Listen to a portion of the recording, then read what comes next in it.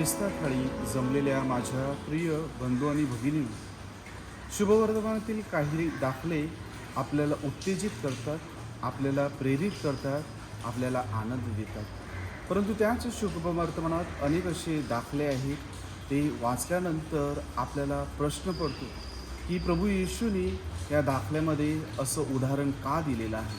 आणि हे दाखले आपल्याला स्थिर करीत नाहीत, तर जीवनाच्या ह्या प्रश्नाला कसे सामोरे जावं ह्याच्याविषयी उत्तेजना देतात. आजच्या 20व्या रविवारची उपासना आपल्याला आमंत्रित करत आहे.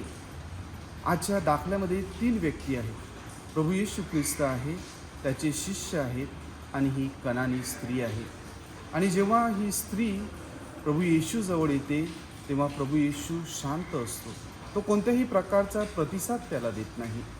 त्याच दाखल्यामध्ये शिष्य आहेत जे चिडलेले आहेत, वैतागलेले आहेत, कारण ही बाई त्यांच्या मागे ओरडत असते. आणि त्याच दाखल्यामध्ये ही कनानी स्त्री आहे, जिला गरज होती आणि या गरजेसाठी ती प्रभू येशूच्या मागे ओरडत होती. माझ्या प्रिय बंधू आणि भगिनींनो, प्रभू येशू ह्या दाखल्यामध्ये शांत का होता? त्याने ह्या बाईने जेव्हा त्याला साद घातली, हाक दिली, तेव्हा त्याने तिला प्रतिसाद का दिला नाही? हा प्रश्न देखील आपल्यासमोर उभा राहील.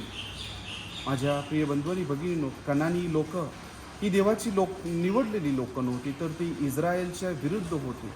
आणि म्हणून कनानी लोकांबरोबर इस्रायल लोकांचं कोणत्याही प्रकारचं नातं नव्हतं. हे एक कारण कदाचित असेल. ती बाई ओरडत होती कारण तिची गरज होती. तिची जी मुलगी होती तिला भूताने ग्रासलेलं होतं आणि म्हणून त्या बाईने जिद्दीने, चिकाटीने ती येशूच्या मागे धावत होती. परंतु जेव्हा येशूने तिची विनंती ऐकली, तेव्हा येशूने फक्त एकच म्हटलं की लहान मुलाची भाकर किंवा लहान मुलाचा पाव घेऊन कुत्र्यांना देणे योग्य नाही. येशूचे हे शब्द फार तिखट आहेत. अनेक वेळा आपण जेव्हा हे शब्द ऐकतो तेव्हा आपल्याला विचार होतो की प्रभू येशू ख्रिस्ताने ह्या बाईविषयी ह्या शब्दाची उच्चारणा का केली? माझ्या प्रिय बंधू आणि भगिनींनो, मनुष्य श्रीमंत असो, मनुष्य गरीब असो किंवा रस्त्यावरती रेंगणारा कुत्रा असो, भाकर ही प्रत्येकाची गरज आहे. प्रत्येकाला भाकरीची गरज आहे, कारण भाकरीसाठी प्रत्येक व्यक्ती भुकेलेला असतो. आणि मग तो कोणताही व्यक्ती असो, कोणताही प्राणी असो.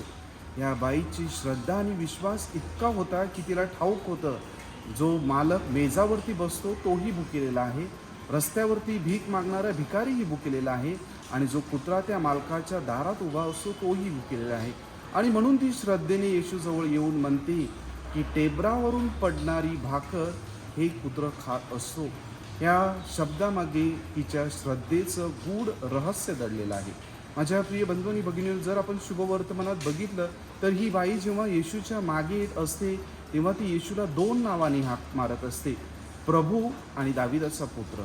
ती कनानी होती, तिला देवाची तारणदायी योजना ह्याची कोणत्याही प्रकारची कल्पना नव्हती, परंतु तिला येशू कोण आहे ह्याची जाणीव होती. आणि म्हणून जरी शिष्य तिच्यावर वैतागलेले असले, लोकांना देखील तिचा आवाजामुळे वैताग आला असला, तरी देखील तिच्या मनात जी श्रद्धा होती, तिच्या मनात जी इच्छा होती, या इच्छेपोटी ती येशूच्या मागे धावत होती.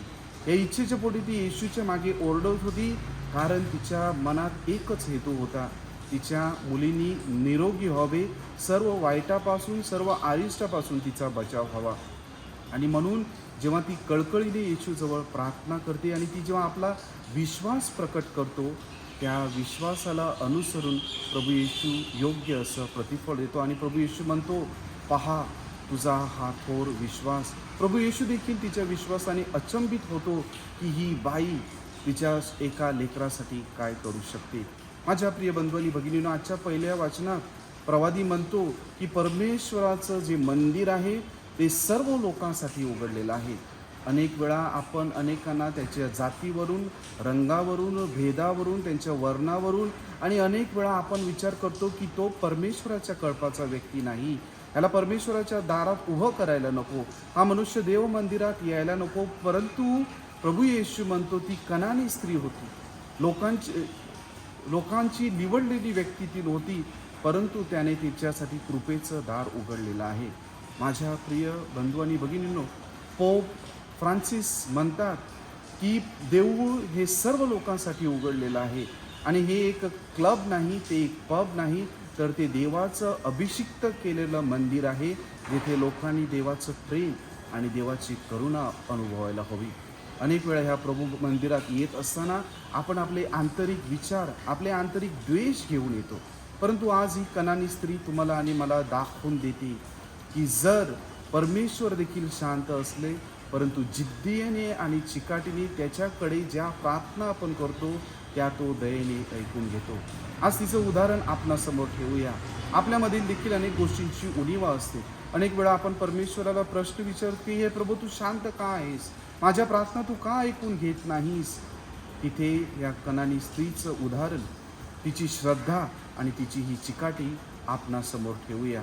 या पवित्र रहस्यात आपण सहभागी होत असताना परमेश्वराजवळ, विधात्याजवळ प्रार्थना करूया की या कनानी स्त्रीप्रमाणे येशू दाविदाचा पुत्र आहे, येशू परमेश्वराचा अभिषिक्त दाता आहे, याची ओळख घेण्यास परमेश्वराने आपणास सहाय्य प्रदान करावे. आमेन.